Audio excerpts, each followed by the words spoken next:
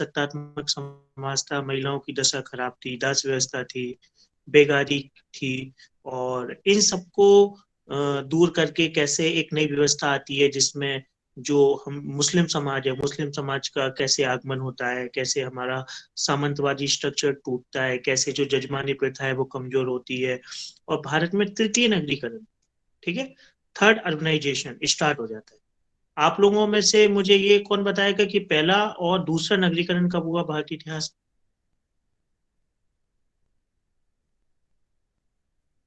हितेश, आप बताइए कि भारत में पहला और दूसरा नगरीकरण कब हुआ।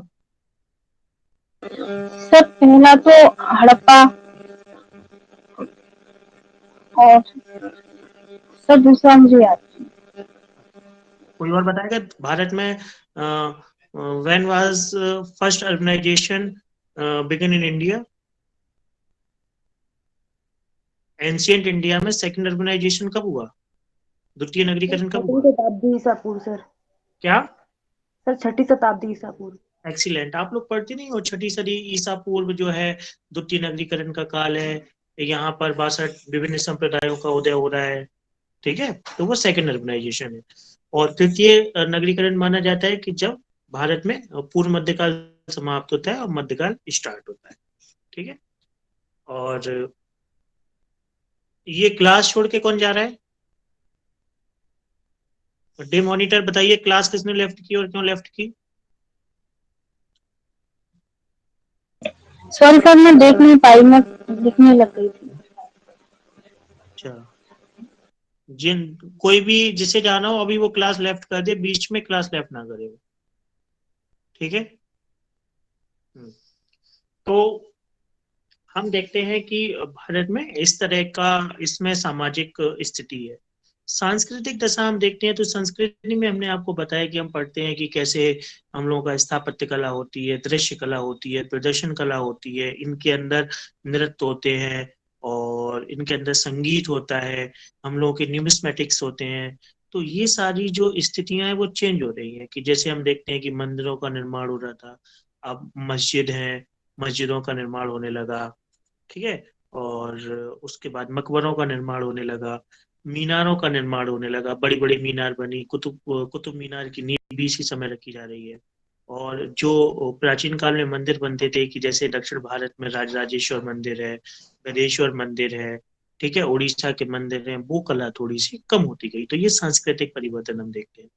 भारत में नई संस्कृति का आगमन हुआ, किसी कवि ने क्या खूब लिखा है कि सरे सरे अकवाम के आलम के फिराक में कारबा बसते गए हिंदुस्तान बनता है, ठीक है, कैसे हिंदुस्तान जो है वो डेवलपमेंट होता जा रहा है। तो ये राजनीतिक सामाजिक आर्थिक दशा है। अब हमने बीच में एक टॉपिक छोड़ा था, पूर्व मध्यकाल में हमने छोड़ा था कि सिंध पर अरब आक्रमण। तो आज की क्लास में हम क्या करते हैं कि सिंध पर अरब आक्रमण करेंगे, उसके बाद मध्यकाल में जो तुर्की आक्रमण हुए, टर्किश आक्रमण महमूद गजनबी के समय और मोहम्मद गौरी के समय, और उसके बाद यहाँ पे किस तरह से ये गुलाम वंश की नींव रखी जाती है, ठीक है, हम वो पढ़ते हैं। आप लोग प्रश्न नोट कर लीजिए, कौन कौन से प्रश्न इंपोर्टेंट है मैं नोट करा देता हूँ।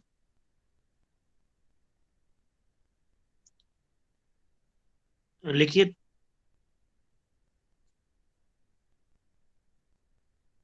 सिंध पर अरब आक्रमण, सिंध पर अरब आक्रमण के कारण, स्वरूप व परिणाम पर चर्चा करें।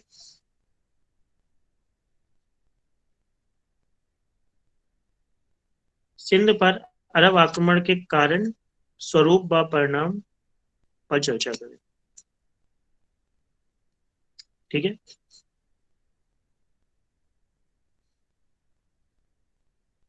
दूसरा,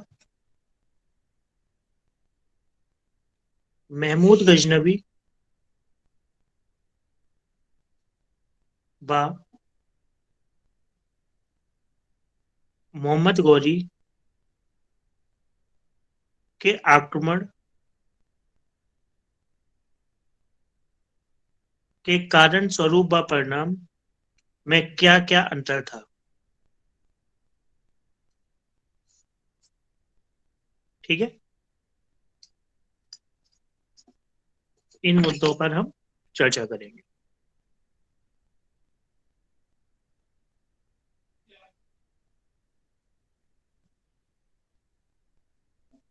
अब हम सबसे पहले बात करते हैं कि सिंध पर अरब आक्रमण। ठीक है, सिंध पर अरब आक्रमण जब हुआ तो सिंध पर अरब आक्रमण के सिंध पर अरबों का आक्रमण कब हुआ, कोई बताएगा मुझे? फातिमा अली, आप बताइए कि सिंध पर अरब आक्रमण कब हुआ? सर मुझे पता नहीं है सर, सॉरी। ठीक है, कुबैत सर तिवारी, आप बताइए कब हुआ? 712 712। 712 AD में सर। 712 एडी में। ठीक है, जी सर। राहुल भारद्वाज, आप बताइए कि ये हमें जानकारी कैसे मिलती है कि सिंध पर आक्रमण हुआ अरबों का?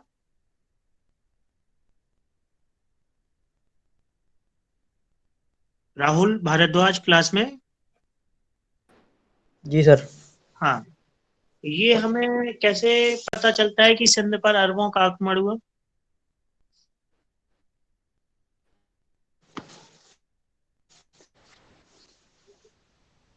712 में Arabian invader attack on Sindh. How can we know about this event? मतलब what is the source? क्या सोर्स है आपके पास? सर सर सर एक बुक है चचनामा, उससे भी जानकारी वेल, मिलती है। एक्सीलेंट। चचनामा से हमें जानकारी मिली। किसने बताया ये आंसर?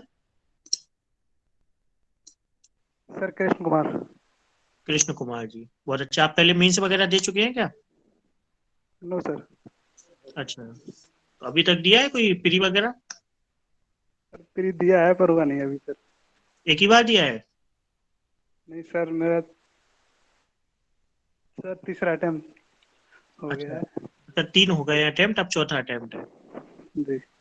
ठीक ठीक, कोई बात नहीं, हो जाएगा, मेहनत करिए। तो एक किताब है, चचनामा।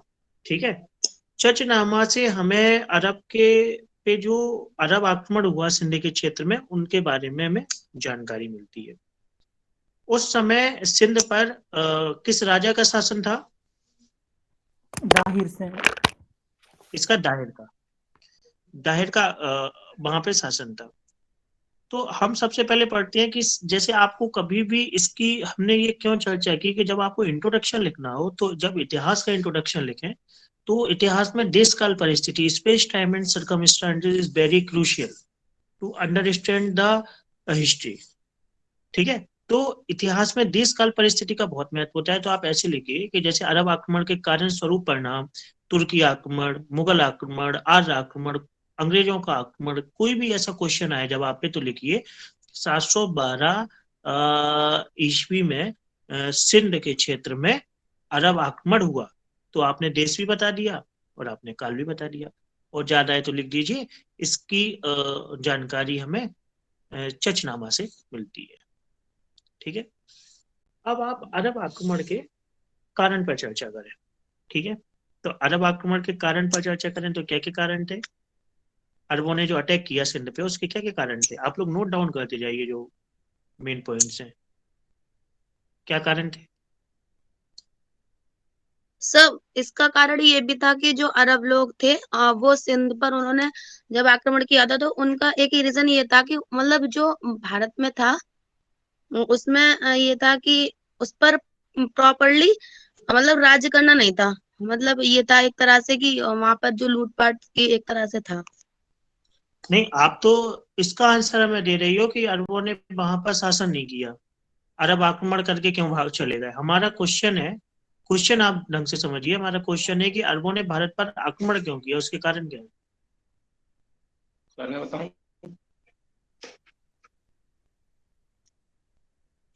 सर कुछ आर्थिक कारण भी थे उस समय, कुछ राजनीतिक कारण भी थे। एक्सीलेंट। और तो बताइए कौन कौन से कारण थे वो? सर राजनीतिक कारण का मतलब ये था जैसे कि उस समय से मतलब भारत में धनी प्रदेश था, भारत उस समय राज्य था।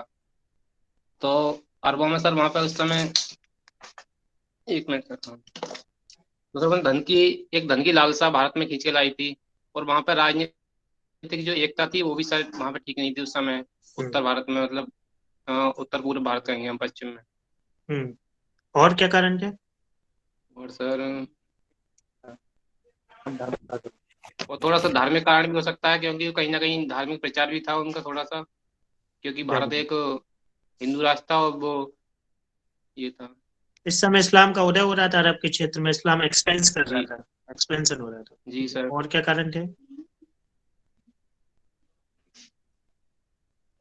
और तो बताइए, कहीं आप ना कहीं लोग सर, इतने बुद्धिजीवी लोग हैं, आप लोग 2 पॉइंट ही बता पा रहे हैं, तुरंत से बताइए 7 8 10। कैसे एग्जाम सर उनको क्वालिफाई एक करेंगे? कारण सी पोर्ट की भी तलाश थी, किसकी? बंदरगाह की भी तलाश, बंदरगाह, बंदरगाह की तलाश बंदरगाह। थी। और जी सर। और देखिए, जब भी किसी युद्ध के आक्रमण के कारण लिखें तो एक ऐसे कारण लिखा जाता है कि एक तो वास्तविक कारण, ठीक है, और एक तात्कालिक कारण। तो सबसे पहले एक तात्कालिक कारण आप बताओ, एक कारण बताओ कि जो चचनामा में लिखा है। चचनामा में ऐसे लिखा है कि चचनामा में लिखा है कि अरब ट्रेडर जो है उस समय ट्रेड करते थे पूरी दुनिया में। जब वो ट्रेड करते थे तो श्रीलंका के क्षेत्र में ट्रेड करते समय उनकी व्यापारियों को लूट लिया गया, ठीक है, महिलाओं के साथ बदतमीजी की गई और कुछ महिलाओं को भेज दिया गया। जब ये भेजा गया तो उस क्षेत्र में देखोगे आज भी समुद्री डकैतों का क्षेत्र है वो, ठीक है, जहाँ पे सिंध का क्षेत्र पड़ता है, जहाँ सोमालिया वगैरह लगता है वो क्षेत्र।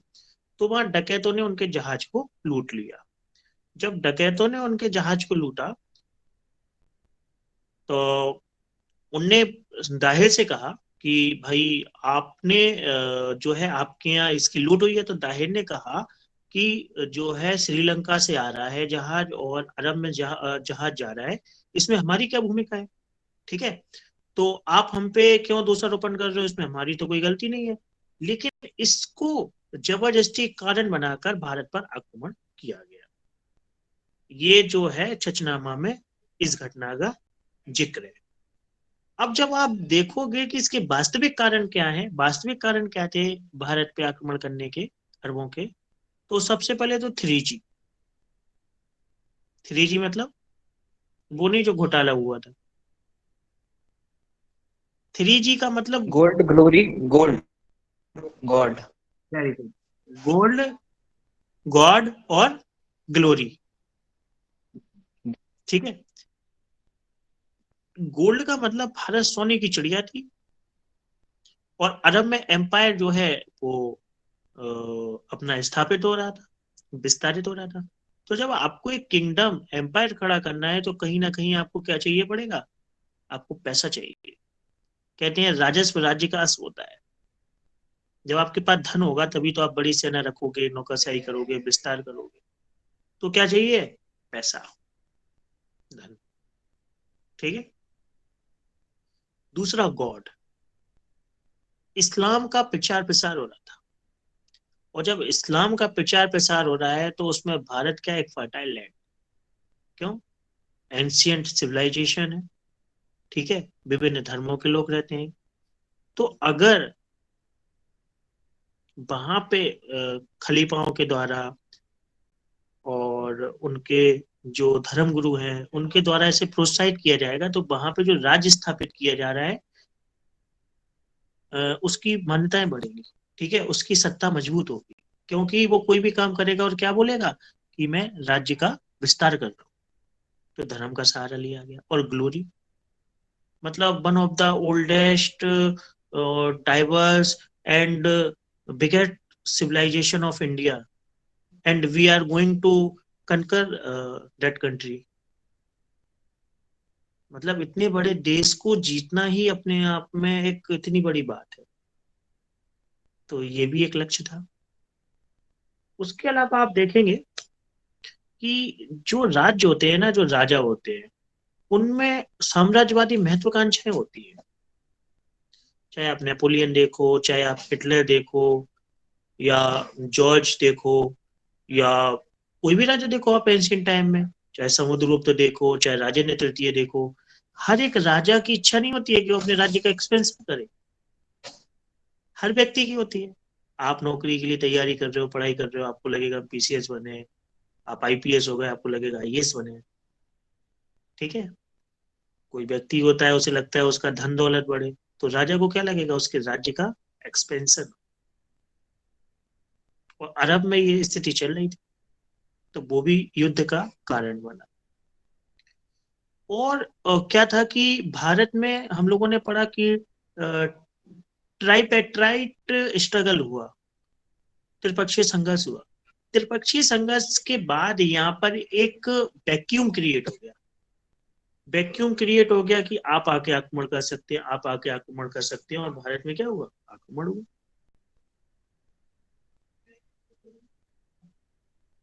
ठीक है। तो ये भी कारण था।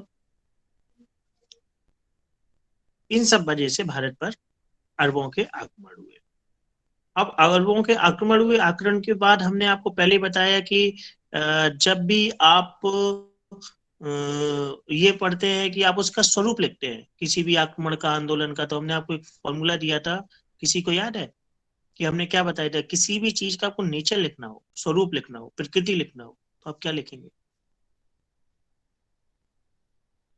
किसी को याद है?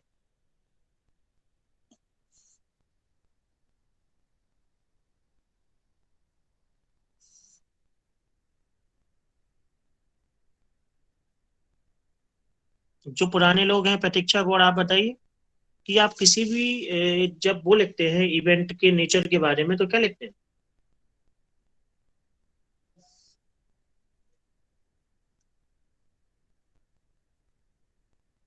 बबीता पुंडीर, जैसे आपको किसी भी इवेंट के नेचर के बारे में लिखना है, तो आप क्या लिखेंगे? जैसे 1857 की क्रांति का नेचर लिखना है आपको, फ्रांसीसी क्रांति का नेचर लिखना है, अमेरिकी क्रांति का नेचर लिखना है, अन्ना आंदोलन का नेचर लिखना है आपको, आईटी रिवॉल्यूशन का नेचर लिखना है, तो आप क्या लिखेंगे?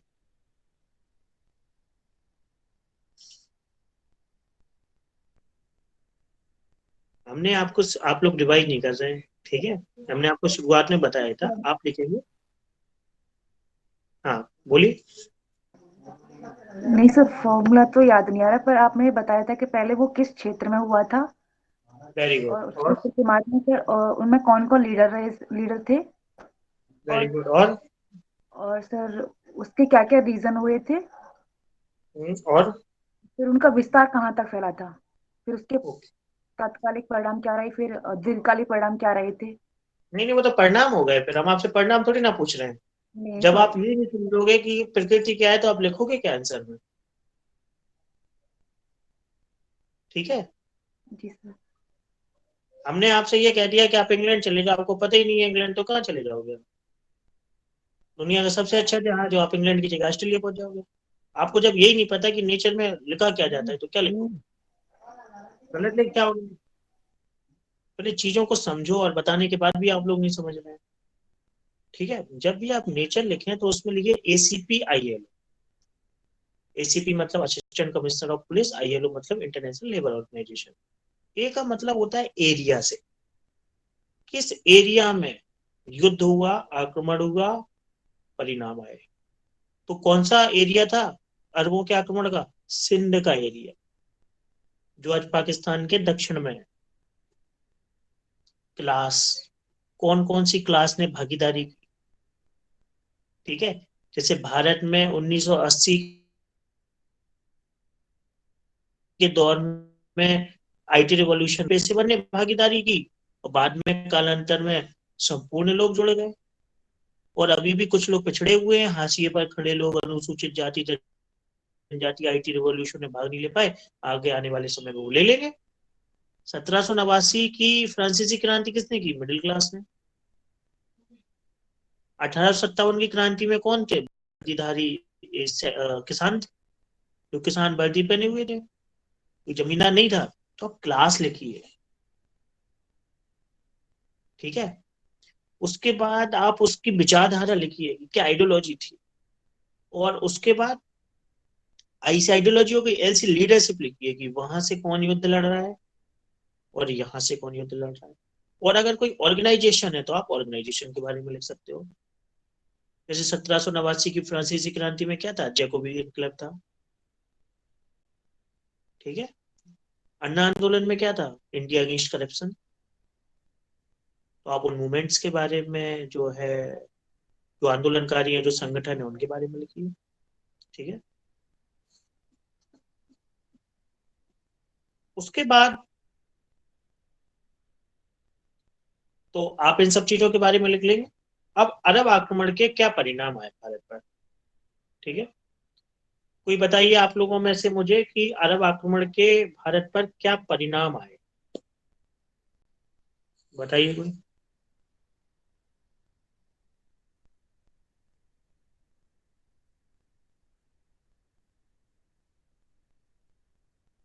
अरब आक्रमण के भारत पर परिणाम के बारे में बताएगा कोई? जी सर। हाँ चरक बताइए। संहिता और पंचतंत्र का अरबी में अनुवाद किया गया। किसका? चरक संहिता और पंचतंत्र। Very good. और सर मुस्लिम राज्य स्थापना का मार्ग प्रशस्त भी हो गया था, जहाँ पे मुस्लिम जो है बढ़ोतरी का जो है हाँ, एक ये। और सर मुस्लिम व्यापार और और सर भारत धर्म का प्रचार भी करने। सर्वप्रथम जजिया टैक्स लगाया गया कासिम द्वारा भारत पर।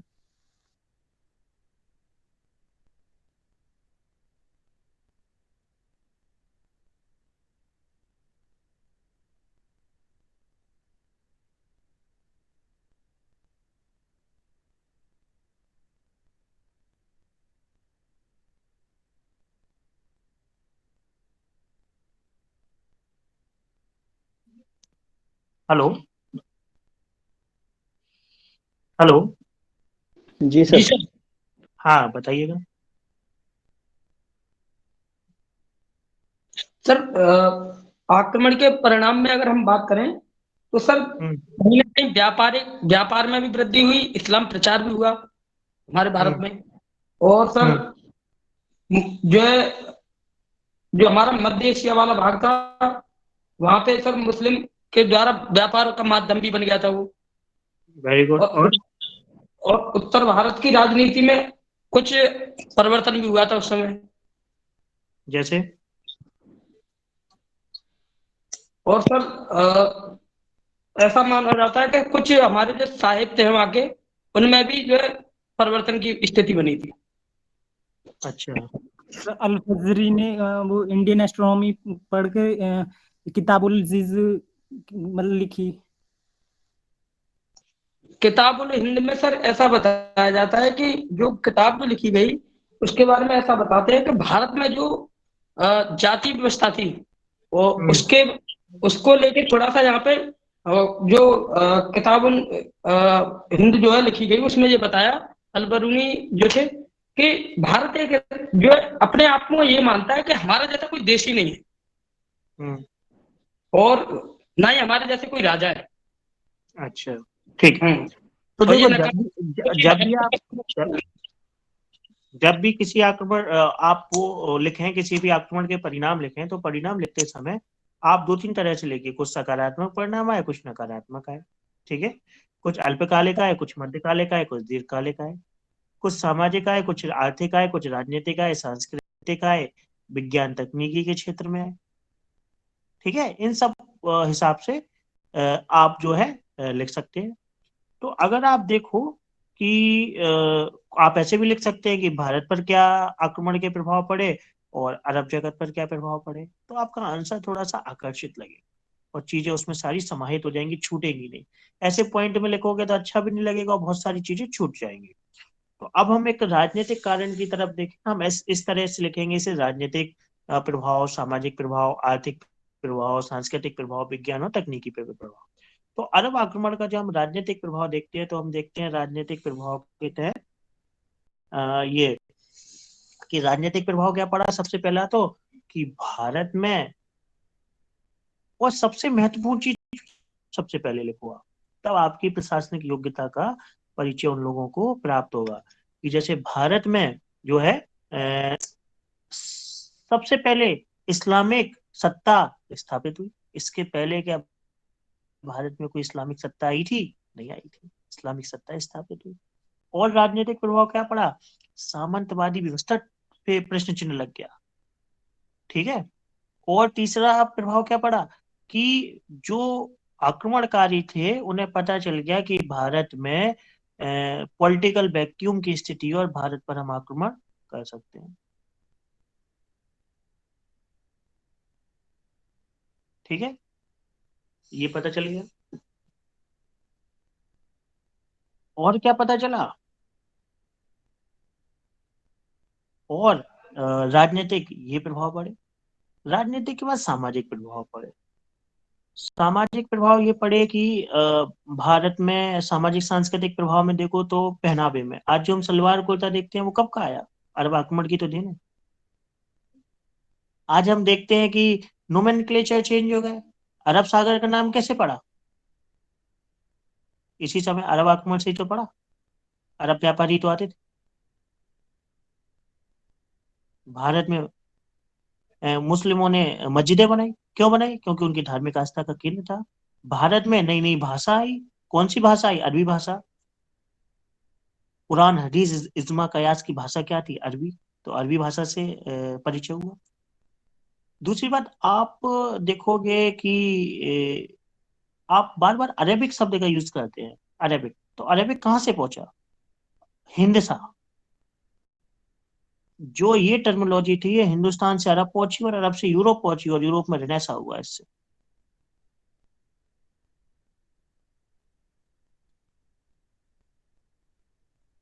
most of the population of European countries going to enlighten through the Indian language. They read our Panchatantra, उपनिषद, इन सब चीजों का जो ज्ञान था वो पहुंचा अरब जगत में। कुछ लोग कहते हैं कि शंकराचार्य का जो अद्वैत वेदांत है, शंकराचार्य उद्घोषित करते हैं ब्रह्म सत्य जगत मिथ्या जीवो ब्रह्मो पर, कि उनका जो एक बात है वो सूफीज्म में दिखता है। सूफीज्म की जब आप फिलोसफी ऑफ सूफीज्म में पढ़ेंगे तो आप देखेंगे वो अनहलक की बात करते हैं। ठीक है, आपने सूफी म्यूजिक सुना होगा। सूफी म्यूजिक में अनहलक का ये तात्पर्य है कि म्यूजिक के माध्यम से हम फना हो जाएंगे। फना होने का मतलब अपने आप को भूल जाएंगे और भूल के जो हमारी आत्मा है वो परमात्मा में मिल जाएगी। शंकर क्या कहते हैं? शंकराचार्य उद्घोषित करते हैं कि ज्ञान के माध्यम से आप पंच तत्वों के शरीर का जो बना है वो कमजोर हो जाएगा और आपकी जो आत्मा है वो परमात्मा से मिलकर सच्चिदानंद स्वरूप को प्राप्त कर लेगी, जिसमें सत है, चित है, आनंद है, सच्चिदानंद स्वरूप को। भक्ति मार्ग की क्या कहते हैं? यही तो भक्ति मार्ग की कहते थे कि म्यूजिक के माध्यम से आप मिल जाएंगे। तो ये ही फिलोसफी जो इंडिया में पहले थी उसका इंटरैक्शन अरेबियन कल्चर से, अरेबियन जगत से हो रहा है। तो आप देख रहे हैं कितनी डेप्थ प्रभाव पड़ रहा है।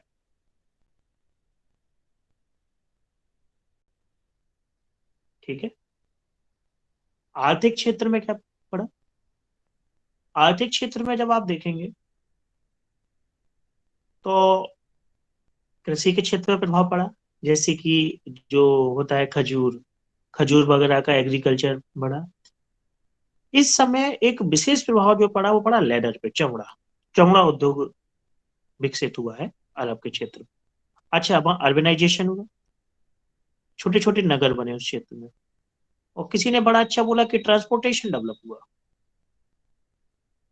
क्योंकि जब आप पहले क्या होता था ना कि आप जहाँ युद्ध करते हो ना, तो जहां आप युद्ध करते हो तो वो नगर बन जाते थे। क्यों? आपकी इतनी बड़ी सेना रहेगी, उसकी राशन रसद आएगा जाएगा, खाना खाएंगे रहेंगे, तो वो क्या बन जाते हैं? वो शहर बन जाते हैं। नगरीकरण का विकास हुआ, व्यापार वाणिज्य बना, नई मुद्रा आए, तो ये सारी चीजें डेवलप हुई। ये अरब आक्रमण के सारे प्रभाव पड़े। ठीक है, ऊंट वगैरह का आगमन हुआ, अरब देशों में जो चीजें थी वो सारी चीजें आई। और एक गहरा प्रभाव क्या था कि भारत में उन्होंने एक आधारशिला रख दी, एक फर्टाइल लैंड बना दिया भारत में अन्य आक्रमणकारियों के लिए। अन्य आक्रमणकारियों को यहाँ विशेष मेहनत नहीं। एक आपको गहरी बात बताएं कि जब मुस्लिम आक्रमण पूरे विश्व में हो रहे थे, मतलब फ्रांस से लेके सिंध के क्षेत्र में सत्ता का विस्तार हो रहा था, तो ये समस्या आई कि इस्लाम में एक व्यवस्था है कि इस्लाम में आप लोगों की सेवा लेते हैं धर्म के लिए, तो सेवा के लिए आप धर्मांतरण कराते हैं, ठीक है। तो धर्मांतरण भारत में इतनी जनसंख्या थी कि उसका संभव नहीं था धर्मांतरण होना, तो भारत में एक नया सिस्टम निकाला गया। वो एक टर्म है, स्पेशल टर्म हमें याद नहीं आ पा रहा है। तो भारत में सिस्टम निकाला गया जजिया का, कि जो इस्लाम में जो सेवा नहीं दे पाते हैं वो जजिया पे करते। तो ये जजिया का कॉन्सेप्ट भी सबसे पहले कहाँ आया? अरब आक्रमण के समय। ये अरब आक्रमण के प्रभाव थे, ठीक है। अब आज थोड़ा सा हमें जाना है, समय कम था। अगली क्लास में महमूद गजनवी और मोहम्मद गौरी के आक्रमण के बारे में चर्चा करेंगे और हम आपको इल्तुतमिश के बारे में भी पढ़ा। अरब आक्रमण के कारण और प्रभाव हमने आपको पढ़ा दिए हैं, उस पर आपको आंसर भी करना है, ठीक है। कल 8 बजे तक आप आंसर लिख के हमें जमा कर दें। और दूसरा क्वेश्चन जो हमने आपको बोला था, महमूद गजनबी और मोहम्मद गौरी के आक्रमणों में जो डिफ्रेंसिएशन करना था, अंतर बताना था, उसका आंसर भी आप भेज देंगे। कल 8 बजे से दूसरी क्लास होगी, ठीक है। जी सर। जी sir. Sir thank you sir.